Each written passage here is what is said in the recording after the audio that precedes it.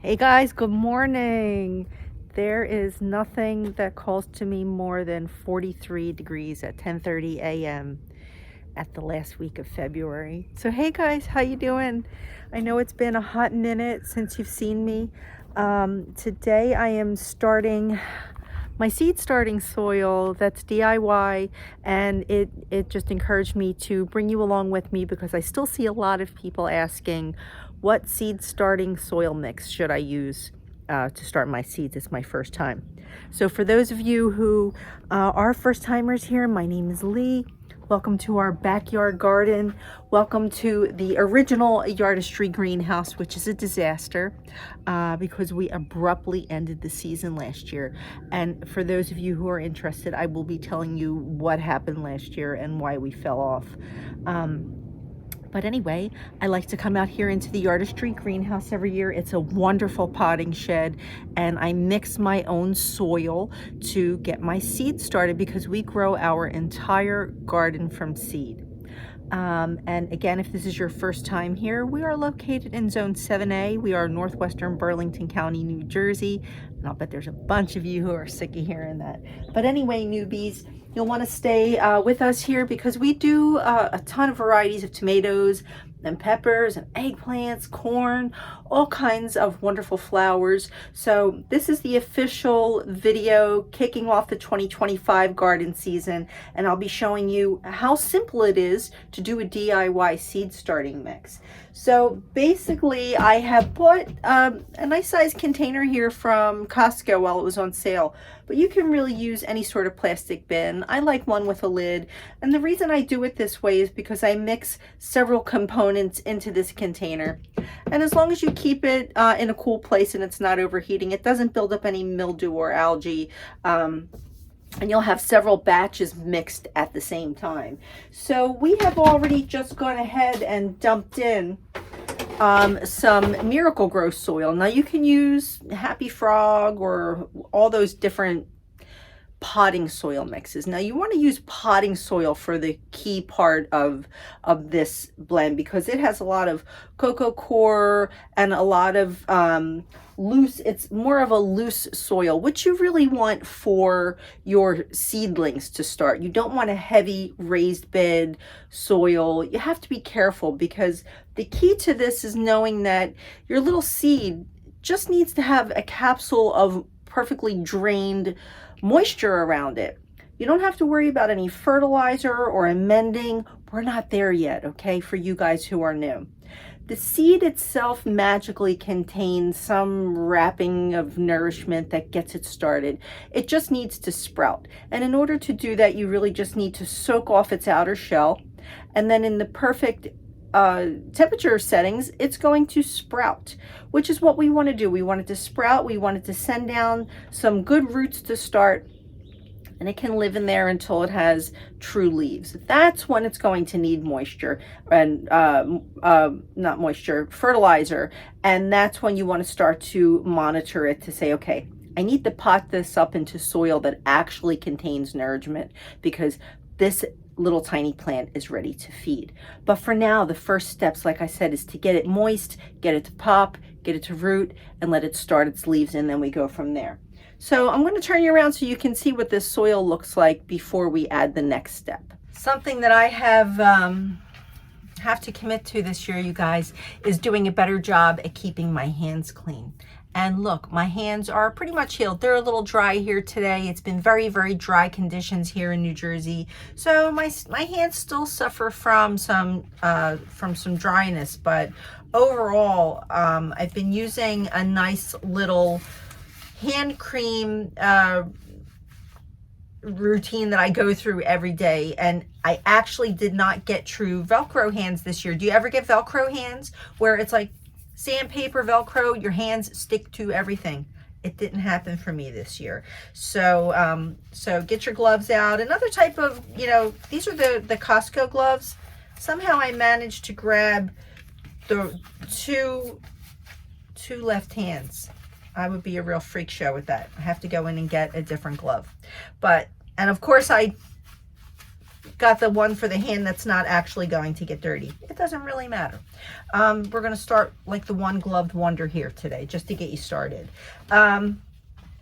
Anyway, you can also use basic kitchen gloves for this. Dollar store kitchen gloves, just something to keep your hands clean and keep the soil out from under your fingernails, because it seems like, I'm sure there's so many people out there who say, I'm going to keep clean hands this year, and I'm going to do a better job with that. But, you know, ladies, gentlemen, as gardeners, you can always tell a gardener when you meet one, can't you, though? When we have the stained fingernails and the stained hands, and people, I go to do a handshake, and they look at you and they say, your hands are dirty. It's like, I assure you, my hands are not dirty. My hands are touched by the earth. That is the truth. So, okay, right now, the Miracle-Gro soil that's in this container is just loose and it's dry. There's no moisture to it. You can see how nice and fluffy it is. One of the things that I add here for me that is very, very important to keep this loose is peat moss. Now, there's some places like in the UK, they don't really like using peat moss because it is bad for the environment. Now, it is a big thing here where we use sphagnum peat moss, and it's great for amending and draining soil. So it just keeps everything to a point where it doesn't get too wet and soggy. You have less of a chance of building up any kind of algae on top or any kind of mold.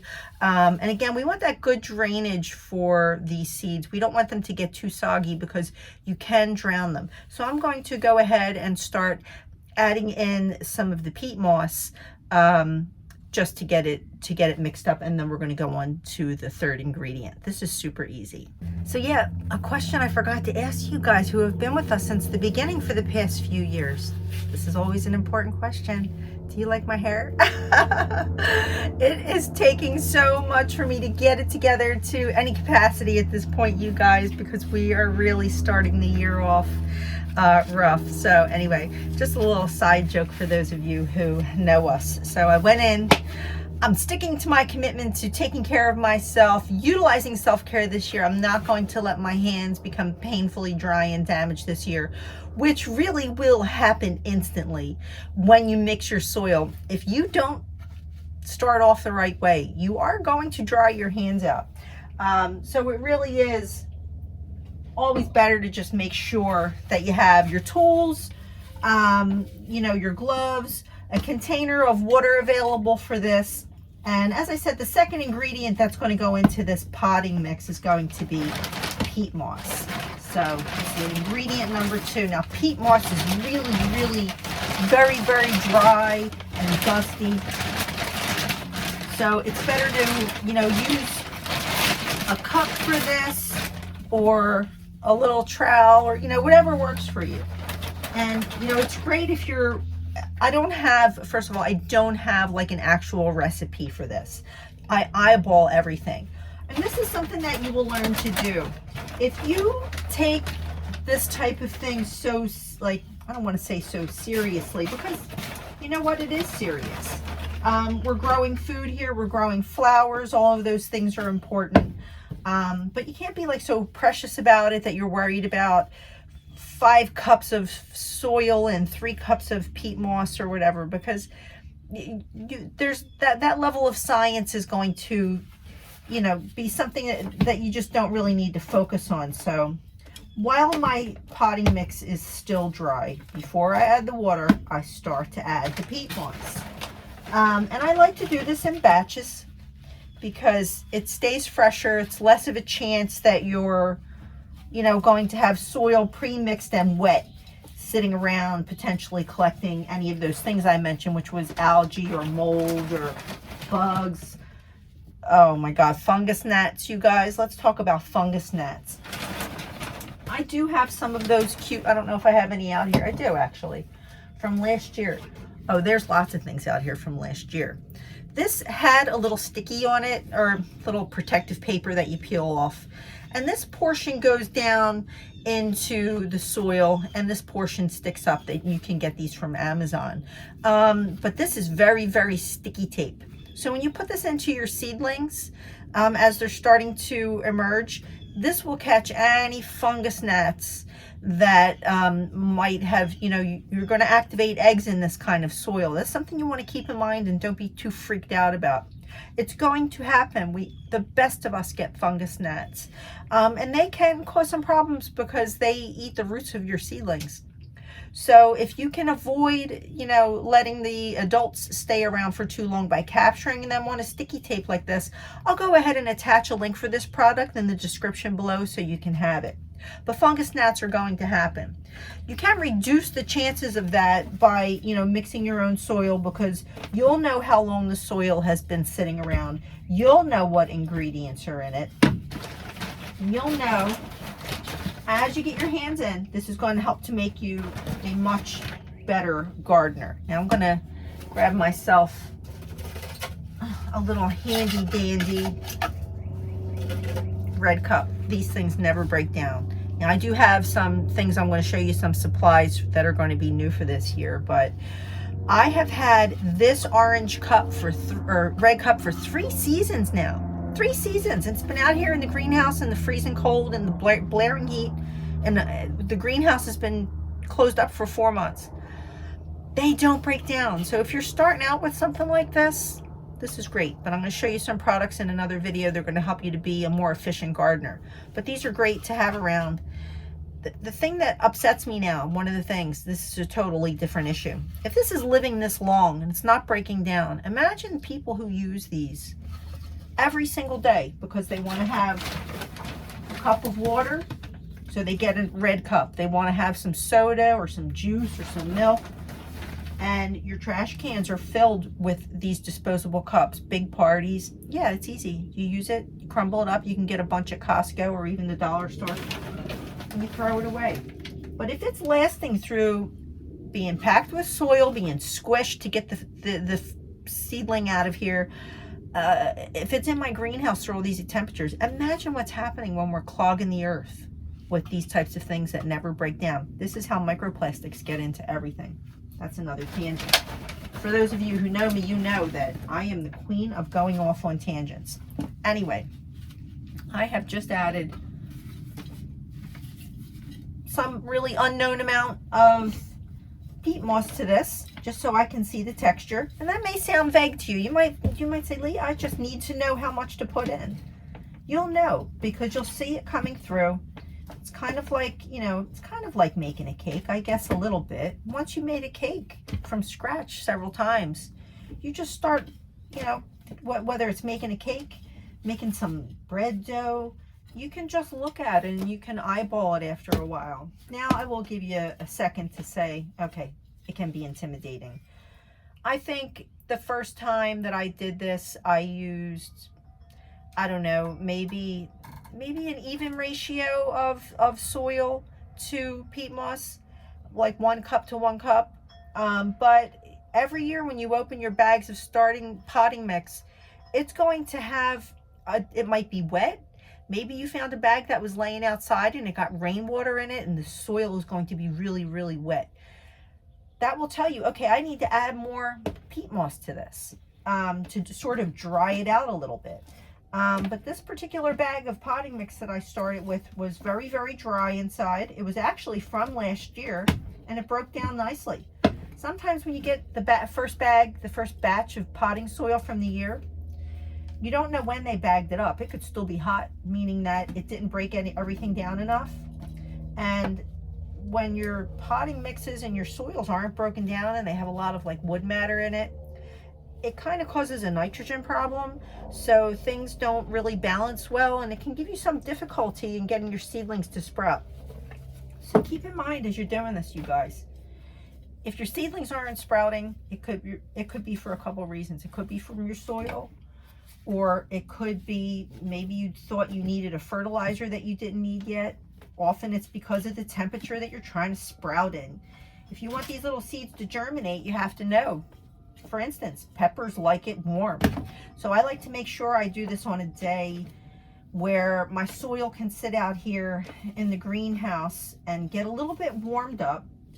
And traditionally, I don't use heat mats, but I think this year I'm going to, because there were a few seeds that gave me some issues last year. So I'll get into that with you in more detail as I actually start my first run of seeds. So yeah, so I'm gonna just bring it down here. You can see that this is still really, and we want that. I think this is probably enough. I added like, I don't know, 3 cups plus a couple scoops of a cultivator in here, and I don't even know how much soil there was. I've become a complacent instructor, you guys. So all right, let me get you situated back again. There you are. Now it's important to know another very critical component. I've been using that word. That's my word of the year, is critical. I heard myself using it in the last video. I've talked about this before, how we pick a word every year. I don't know why I heard it, but I heard the word critical, and now I think everything is critical. Third ingredient that's very important: perlite. You need it. You have to have it. It's critical. So again, this is something that we're going to eyeball because the perlite, you can see it says it helps improve water retention in all soils. You want to find that good balance. You don't want your soil to be too wet, and you don't want it to be too dry. If it dries out and you've got seedlings sprouting, your seedlings are going to tank because those roots are looking for water. Perlite will help keep everything moist but not soaked. It gives it some aeration as well. It says here to use 50-50 with vermiculite for hydroponic and ebb and flow systems. I don't really practice that, but you can use vermiculite. But the perlite provides proper aeration and drainage for strong root growth. It says right there. And I bought this one at Lowe's, and I think it's around $7 or $8 for a bag this big, and this is 8 dry quarts. This will go a long way, depending on how many seedlings you're going to start. You might even have a bag like this for 2 seasons. So again, I'm going to eyeball this. Let me rip it open. Hang on for a second. Okay, so you don't need a scissor for that bag, but it does make a lot of noise when you're crinkling it open, so you just tear it off. And look at the inside. It's like styrofoam. See, it's very, very, you know, easy to deal with. You'll be able to tell, I promise you, once you try this a few times. DIY soil is the best. So this is really our third and most important ingredient. You remember I talked to you potting mix, peat moss, and perlite. Now, a quick disclaimer: if you are a very, very or if you're a gardener that you're only really going to start a few things, and you say, I don't need to buy a giant bag of soil and a giant bag of peat moss, because the peat moss is expensive, but it goes a long way. We use that in the garden, and if you have raised beds or soil, peat moss is really, really good for your raised beds. So we don't mind buying. We buy several bags of peat moss every year because we do add it into the gardens. So, and you may say that this giant bag of perlite, I just don't need it. I start a couple tomatoes and I start a couple peppers, and that's it. If that's the case, and you're, you know, going to go out and buy a bag of seed starting mix, you're going to want to make sure it has perlite in it or vermiculite. And there are different brands. Like I think Miracle Grow has one, Burpee has some. I think that there's a Stay Green may even have some. I stopped buying it a couple years ago. It was the best thing I could have done. But you got to do what you got to do. If you don't need big bags of soil, you go out and buy yourself some of that. But this is something to consider. Now, I want to turn you around because I want you to see what the soil looks like as I'm adding this in. So it's important that as you start dumping it into your container, that you start stirring it around and mixing it in.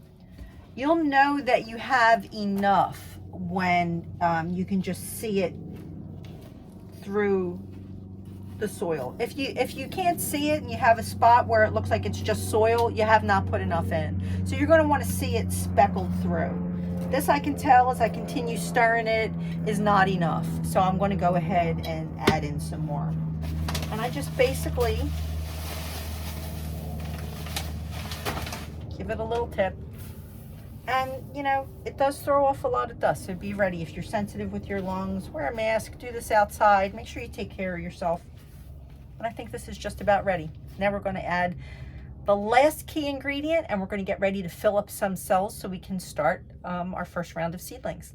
Okay, so now for those of you who are traditional users of the pre-mixed bag seed starting mix, you can see this looks very, very similar. When you buy that pre-mixed Burpee or whatever brand it is that you're using to start your seeds, I, as a newbie, used to make the mistake that I would fill up my cells, which were usually these Jiffy. Oh, that's another brand pre-mixed seed starting mix you would look for is Jiffy. I've had these for years. These last for a long time, but these are not the best things to start your seedlings in. I'll get into that in another video. But in the past, when I first bought these and I would buy the Jiffy stuff every year, I made the mistake of filling up my cells before I saturated that seed starting mix. And even though I would wet it while I put my seeds in, the moisture that I was getting in was not really mixing in properly, and I always ended up with dry seed starting cells.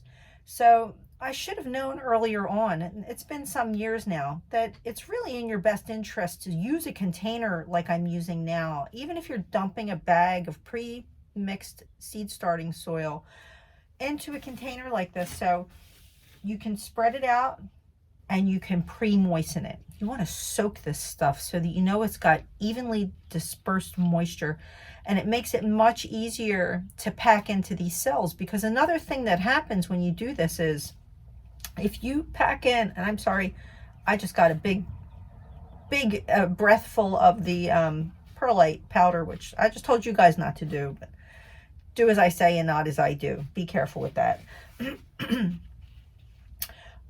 Once you put dry potting mix, seed starting mix into those cells, and it finally gets its moisture, it compresses down. So then you realize, oh, it's like, well, my soil shrunk in my cells. What happened? They were nice and full when I put them in. Give it moisture, it will compact down.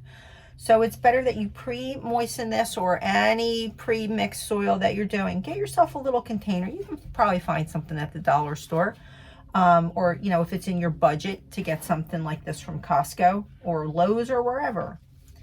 And even if you have, look at this. These containers I saved, these had spinach in them from Costco or, you know, ShopRite, whatever supermarket. If you buy pre-mixed salads or spinach, these are great for small batches of soil that you want to start up. Anything that you can use to recycle.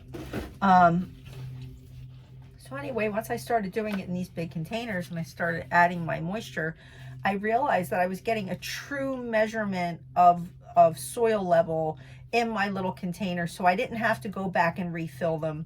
They have plenty of moisture, so when I actually dibber a little teeny tiny hole in the middle and I put my seed down in it, I gently cover it up and then I give it a spritz with a spray bottle at that point, because my soil is now moist from the top of the cell to the bottom, and I'm not going to drown my seed that way, because you're going to try so hard to penetrate those little cells to get, some people like to wait for it to run out the bottom.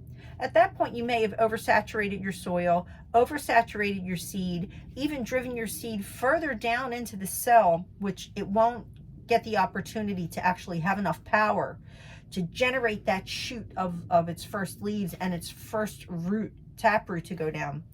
It will never make it up to the sunlight because it got watered down too far, and it could potentially drown or rot. So there are important reasons why you want to pre-soak your soil.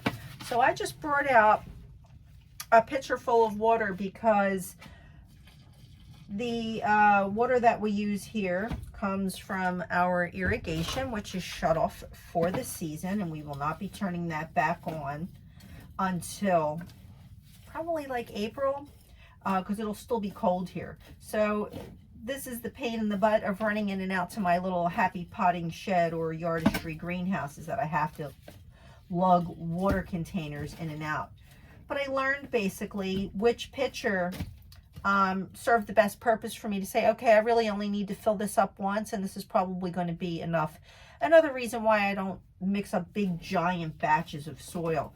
It's easier this way to turn it. So what I do, you know, again, it's like similar to baking a cake or starting some dough for bread. If you do that, is you mix your water in slowly, so until you find the right balance. So right now I'm at about, I don't know, half of this pitcher, which may be irrelevant depending on how much soil you're mixing. I'm not saying you should add a half a pitcher or a full pitcher of water at all. What I'm saying is get yourself a container that's not too big to carry. You don't want to lug out a big container of water that's heavy for you, that could hurt you, that's hard to lift. Get something manageable. Pour your water in. Make notes of how much water you're using. I've just learned because I've been doing this for the past few years. And I'm starting to get a nice mix here. Now it's important that you turn the soil. See if I can get your angle down a little bit better. It's important that you go down, just like if you were mixing cake or something, like I said. Get it all the way to the bottom, because the stuff at the bottom is going to get more wet than the stuff at the top. You want to just keep mixing it in. And what we're looking for here is that it starts to clump up. And you can see it is starting to clump up. But we don't want it so wet that it becomes a sopping ball of soil. So we're almost there. So let's add a little bit more and keep stirring.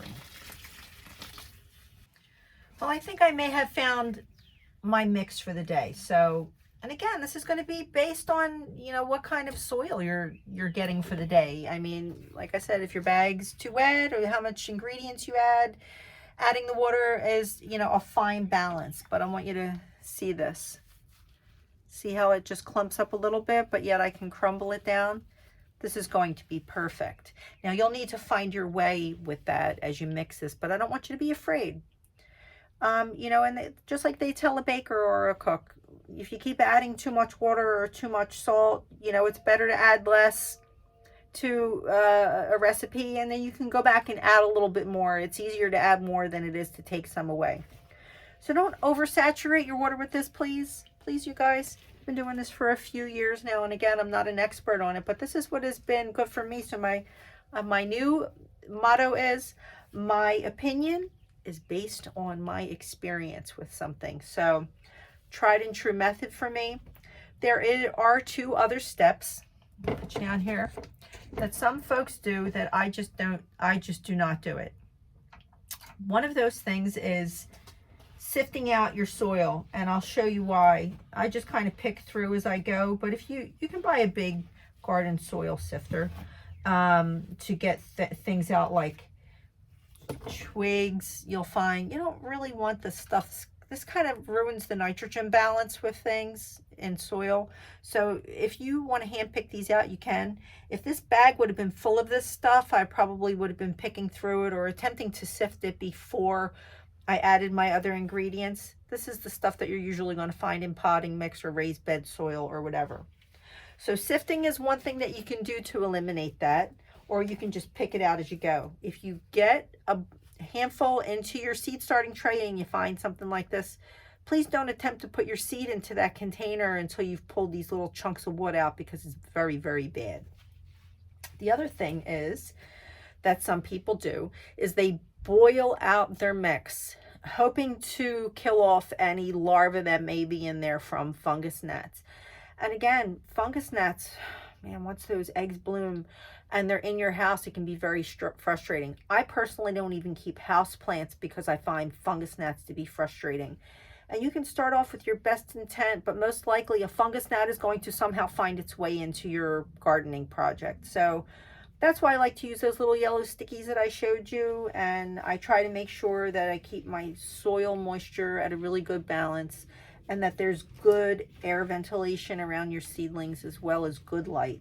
If you let your things sit in a dark place and there may have been fungus gnat eggs in your soil, they're going to happen. So the best thing that you really can do is be prepared for that in advance. and use the little yellow sticky things. And you may not see any fungus gnats go sticking to them right away. It could, for me last year, it took weeks for fungus gnats to show up, but they finally showed up, and I was thankful for those little yellow stickers because they really collected a lot of gnats for me, and they really helped me out a lot. So anyway, you guys, you can consider boiling it out with boiling water. In the same percentage. You don't want to like add a tremendous amount. It's not like cooking pasta. You don't want to have a tremendous amount of boiling water that you're adding your soil to. You just want to mix it in with instead of using cold water to get it moist, pre-moistened, you just use hot water. Some people bake it off as well. I know someone who did a baking method where they put all of their soil into some kind of a, I don't know, Dusty, if you're watching this, maybe you can tell people what you use to cook off your soil to try to kill fungus gnats. You know, there's a lot of different methods, but sifting and boiling are two methods that you can use with your soil that I just didn't go over. So anyway, I think I have a good mix here, you guys. And if you have any questions, please post them below. I may have missed something, but these videos can get very wordy, and it's really not that hard of a project to do. So you'll find your way with it. And I want you to try to find your way, because as you learn these things from your own experience and your own hands-on experience, this is where the greatest lesson comes. And I've learned this because I don't want to pretend to be a teacher to anyone. I am a student of the garden. And for as long as I live and as long as I put my hands into the soil every year, I will be a student of the garden. I almost lost it there because I didn't think I was going to be able to garden this year, you guys.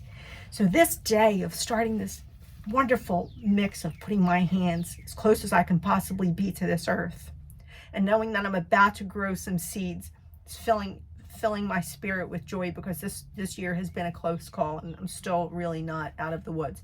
That's a whole other story I will get into later, but mainly for those of you who are looking for a DIY tutorial. I don't want to bore you with my life update. So anyway, you can do it, you guys. Try to make your own seed starting mix.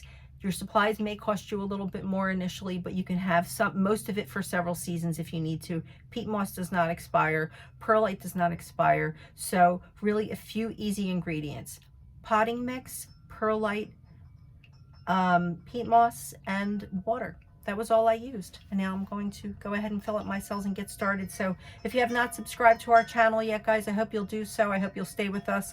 Please interact with us and ask us questions and make comments. And most of all, spread kindness to encourage other gardeners to want to ask questions. And let's all just continue to come together every year, you guys. It's going to be my first pep talk of the season. We have to continue to motivate and inspire other people to garden. It's critical.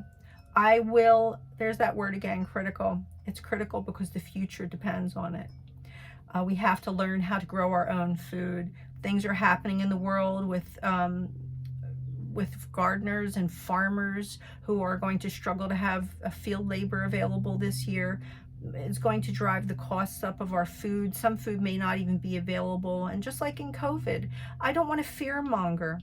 There was no one to pick the fields because people were sick. Now there may not be as many people as needed to pick the fields because of immigration laws that are happening and all of that. That's not what this video is about. Starting the seeds, the soil for your seeds, is the first step to becoming independent and self-sustainably growing a garden, to offset your grocery bills, to know that you can rely on something. And as you grow, you will learn that there's probably something that you can grow every season, every month of the year. You'll learn how to grow things that will keep on your shelves or keep on your freezers. And as you learn to grow things from seed and store food, it's important that you know how to start your own soil as well, you guys. So again, I love chatting with you guys. I'm so happy to be back, and thank you to everyone who stuck it out, kept your subscription with us, which by the way is free. Subscribing is free. Our videos are always free to everyone, and we want to give you the best quality information that we can, so we can encourage and motivate you all to become good gardeners and learn how to do this for yourself, because not only is it good for all the things that I just said, but gardening is so good for your soul, for your spirit. It's great for your mind. It's great for your peace. It's great for offsetting anxiety. There's so many things that gardening does for you. So I hope you'll get started today. If you do, start with your own seed starting mix. All right, you guys, stay tuned for the next video. We're going to kick it back into gear. So see you soon.